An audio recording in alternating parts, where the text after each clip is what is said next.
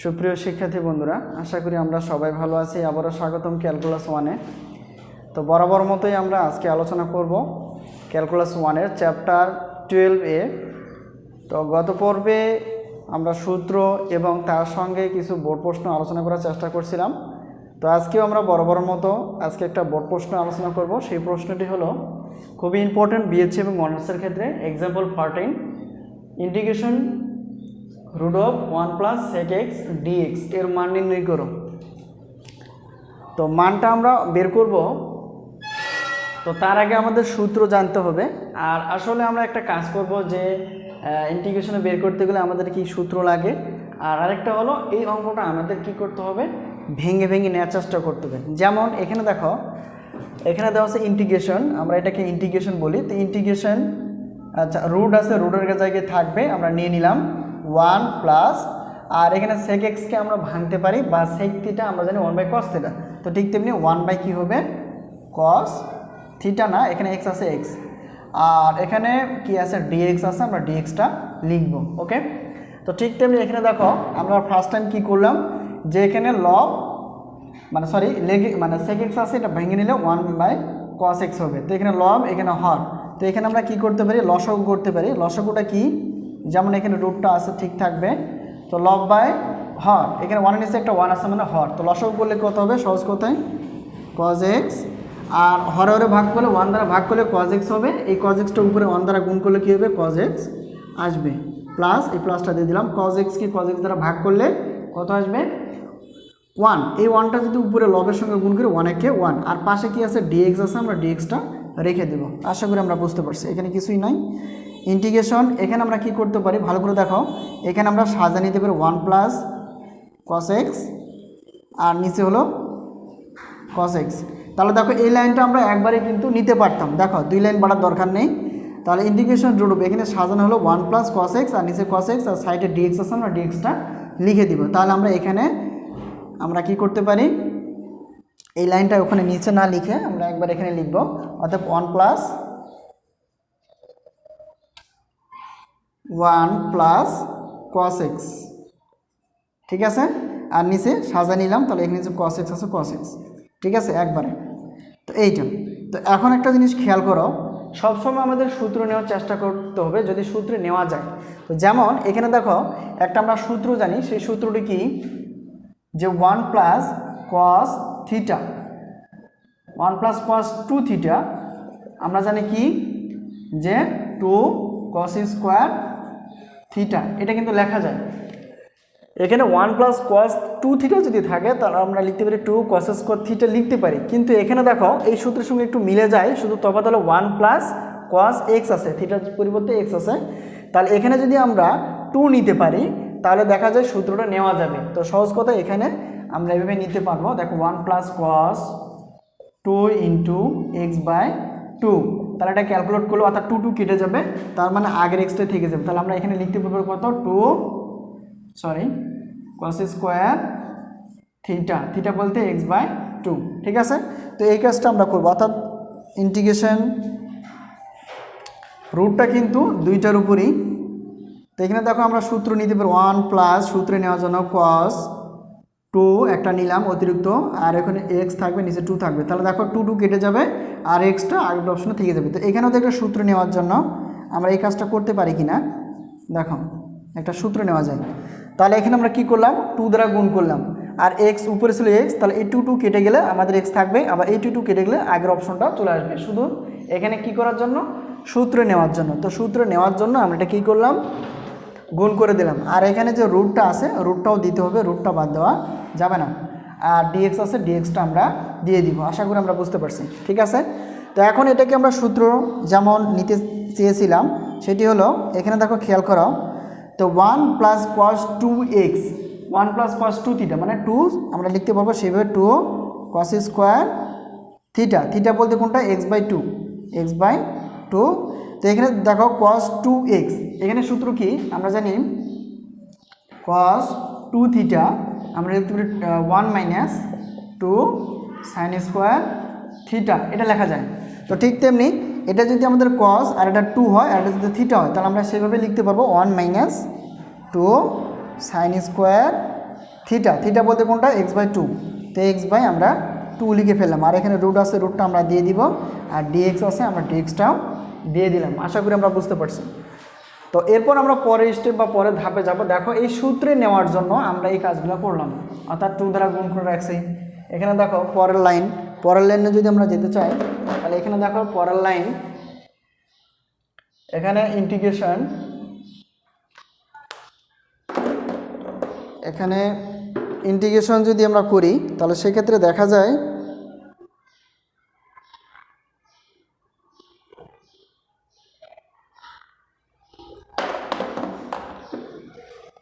আচ্ছা, এটাকে আমরা ইন্টিগ্রেশন নিয়ে নিলাম। তাহলে উপরে কি আছে, উপরে 2, এটা করা যায়। তাহলে রুটকে আমরা আলাদা করে নিতে পারি, অথবা 2 দ্বারা। দেখো এখানে আমরা কি করব, এখন এই 2 কাটার জন্য আমরা উভয় পক্ষকে 2 দ্বারা কী করে দেবো, ভাগ করে দেবো। তো 2 দ্বারা যদি ভাগ করে দেই, এই 2টা ভাগ করে দিলে 2 কেটে যাবে। এখানে 2 দ্বারা ভাগ করলে তাহলে 1/2 আসবে, এখানে 2 দ্বারা ভাগ করলে 2 কেটে যাবে। তার মানে এখানে আমরা লিখতে পারি cos স্কোয়ার x/2, আর নিচে কত হবে 1/2 - 2 sin স্কোয়ার x/2। তার মানে কি করলাম, 2 দ্বারা ভাগ করলাম, উভয় পক্ষে 2 দ্বারা ভাগ, তো 2 দ্বারা ভাগ করলাম। তো ভাগ করলে কি হবে, এই 2টা কেটে যাবে, নিচে হাফ চলে আসবে, আর এখানে 2, সরি এখানে 2টা থাকবে না, কারণ এখানে 2 দ্বারা যদি ভাগ করে দেয় 2 কেটে যাবে। তাহলে এই অপশনটা পাওয়া যায়। তাহলে এখন আমরা কি করব, এই রুটটা আছে, রুটটা কিন্তু আমরা দিয়ে দিব, আর এখানে dx ছিল, dxটা আমরা দিয়ে দিব। এখানে সাইড নোট নিয়ে রাখতে পারো।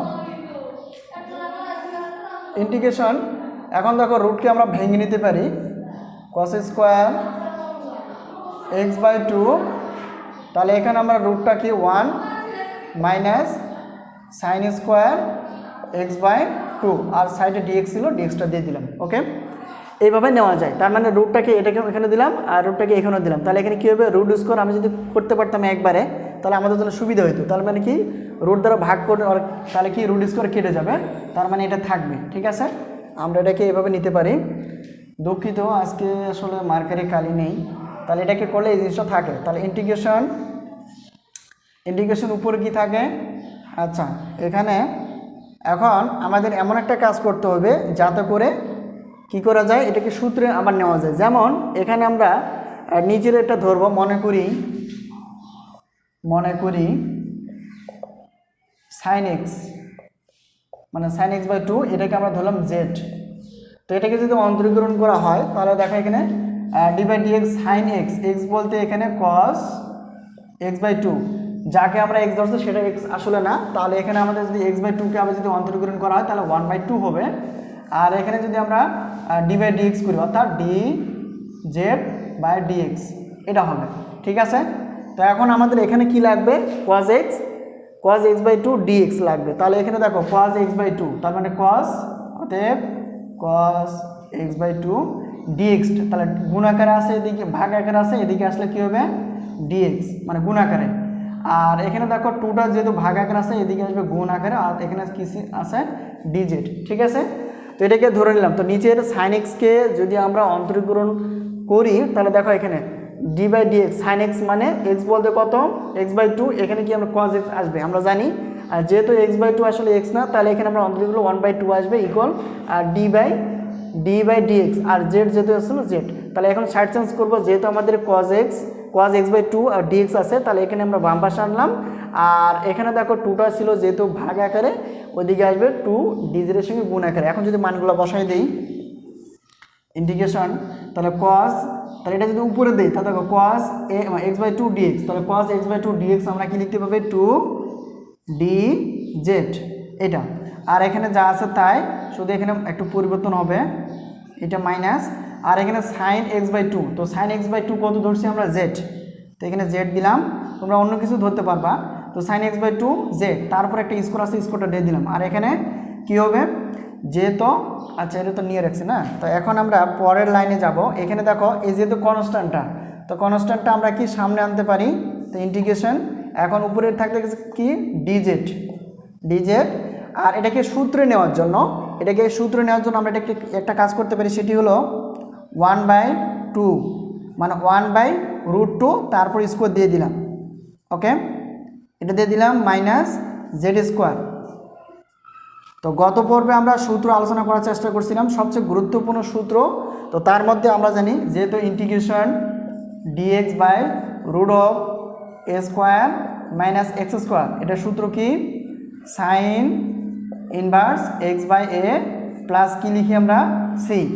ভালো করে খেয়াল করো তো, এখানে একই জিনিস, এখানে শুধু এক্সের পরিবর্তে কি আছে মানে জেড আছে, তাহলে এখানে যদি আমরা দেখো integration dx root of a square minus x square যদি sine inverse x by a plus c হয়, তাহলে সেক্ষেত্রে এখানে দেখো এটা হলো এ স্কোয়ার মাইনাস এটা কী হবে এক্স স্কোয়ার, তাহলে আমরা লিখতে পারবো রুট তো আসেই, তাহলে আমরা কি লিখতে পারবো সেই জিনিসটি আমরা সূত্রে নিতে পারি, অর্থাৎ টু ইন্টিগ্রেশন আমরা integration dx by a square minus x square নিতে পারি। আর এখন কথা হলো রুট কেন নিলাম, কারণ এখানে সূত্রে নেওয়ার জন্য, স্কোয়ারটা নেওয়ার জন্য। আবার যদি কাটাকাটি করি আবার আগের অপশনটাই চলে আসবে, তাহলে আমরা কি লিখতে পারবো টু, এটা হলো টু এটা, আর ইন্টিগ্রেশন ডিএক্স বলতে dz a square minus z square, তাহলে আমরা কি লিখতে পারি সাইন ইনভার্স। তো এখানে সাইন ইনভার্স লিখবো সাইন ইনভার্স আর এক্স বাই এ, তাহলে এখানে কথা এক্স, এক্স বলতে কোনটা, এক্স বলতে হবে জেড, আর এ বলতে কোনটা হবে, এ বলতে 1/√2 ব্র্যাকেট প্লাস সি। আশা করি আমরা বুঝতে পারছি। এখন শুধু জেডের মানটা বসাই দেবো আর হিসাব করব, হয়ে যাবে, ঠিক আছে। তো এই লাইনের পর আমরা এই লাইনে চলে আসলাম, এখানে দেখো টু আকারে থাকবে সাইন ইনভার্স, এখানে সাইন ইনভার্স আমরা লিখে ফেললাম সাইন ইনভার্স এটা, আর জেডকে আমরা কত ধরছি, অর্থাৎ জেড মানে হলো সাইন এক্স বাই টু, তাহলে এখানে সাইন এক্স বাই টু আমরা লিখে ফেলবো, অর্থাৎ সাইন এক্স বাই টু, আর নিচে কত 1/√2 আর প্লাস কত সি। এটা যদি একবার হিসাব করি তাহলে দেখো টু সাইন ইনভার্স, আর এটা দেখো এটা লব আর এটা হর, এটা যদি উল্টায় যায় তাহলে কি হবে এরকম হবে, তাহলে √2 হবে, আর সাইন এক্স বাই টু এটা ব্র্যাকেট হিসেবেও রাখা যায়, আবার না রাখলেও কোনো সমস্যা নেই, ঠিক আছে। এটা কি করলাম এই জায়গায় এখানে টুটা টু রাখলাম, সাইন ইনভার্স ঠিক ছিল, এটা লব, তার মানে কি এটা নিচে চলে আসবে আর √2টা উপরে চলে যাবে, কাটাকাটি হবে না, এটা গুণ আকারে চলে যাবে উপরে, আর 1 দ্বারা সাইন এক্সকে ভাগ করলে সাইন এক্স বাই টু মানে সাইন এক্স বাই টু হয়ে যাবে, তো প্লাস সি। এটি হলো এই প্রশ্নের অ্যান্সার। আশা করি আমরা বুঝতে পারছি। তো এটাকে একটু ব্যাখ্যা করার চেষ্টা করব, সেটি হলো ভালো করে খেয়াল করো, এক্সাম্পল 14 এখানে আমরা কি ভেঙে নিলাম sec x মানে 1/cos x, আর dxটা পাশ আছে পাশে থাকবে। এখন দেখো লসাগু করলে পরে আমরা 1 + cos x পাবো, এটাকে সূত্র নেওয়ার জন্য আমরা এখানে কি করছি গুণ করে ফেলছি না।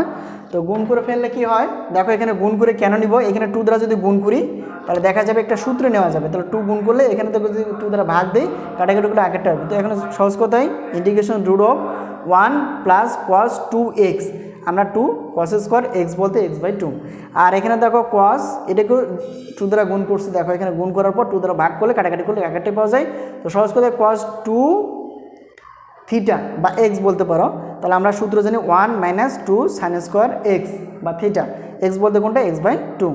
এখন dx তো পাশে আছে, তারপর এই লাইনে চলে আসলাম ইন্টিগ্রেশন √, তাহলে এখানে দেখো 2 দ্বারা কাটাকাটি, অর্থাৎ 2 দ্বারা যদি এখানে ভাগ করি এই কেটে যাবে, এখানে 2 দ্বারা ভাগ করি কেটে যাবে, এখানে 2 দ্বারা ভাগ করলে কেটে যাবে, তো এখন তো 2 কেটে গেলেও উপরে থাকতেছে কি শুধু cos square x by two, আর এখানে 1কে 2 দ্বারা ভাগ করলে কী হবে 1/2 মাইনাস, আর এখানে 2কে 2 দ্বারা ভাগ করলে হবে 2 উঠে যাবে, অর্থাৎ sin স্কোয়ার x, আর রুটটা তো থাকবেই। এখন যদি আমরা আলাদা করে নেই, এটার বদলে যদি রুট আলাদা করে নেই তাহলে কী হবে √ স্কোয়ার কেটে যাবে, তাহলে cos x বাই টু, আর এটার উপর যদি রুট নেই তাহলে কী হবে এটা কাটা যাবে না, কারণ এখানে বিয়োগ আকার আছে।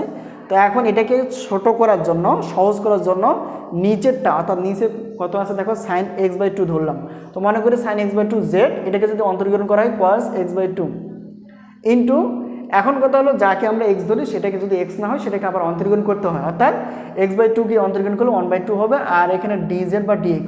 এখন দেখো cos x বাই টু, এখন dxটা যেহেতু আমার এখানে মান লাগবে, দেখো এই মানটা আমাদের লাগবে, তাহলে সেই ক্ষেত্রে আমরা এটাকে বাম পাশে অর্থাৎ cos x বাই টু dxটা গুণ আকারে ভাগ আকারে আছে, এখানে গুণ হবে, আর এখানে দেখো 2টা ভাগ আকারে আছে ওইদিকে গুণ করবে 2 dz।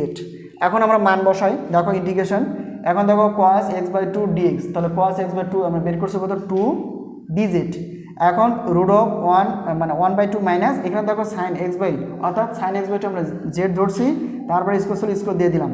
এটাকে সূত্রে নেওয়ার জন্য এখানে দেখো এই যে একটা ধ্রুবক সংখ্যা, এই ধ্রুবক সংখ্যাটা সামনে আনলাম ইন্টিগ্রেশন এটা, আর dz এখানে দেখো সূত্রে এটার উপর স্কোয়ার আছে, তো এটার উপর একটা স্কোয়ার আনার জন্য আমরা যদি এই কাজটা করতে পারি, যেমন রুট দিলাম ভিতরে একটা, তা রুট স্কোয়ারে কেটে যাবে অর্থাৎ 2 অর্থাৎ 2 আসবে আর কি, তাহলে 2।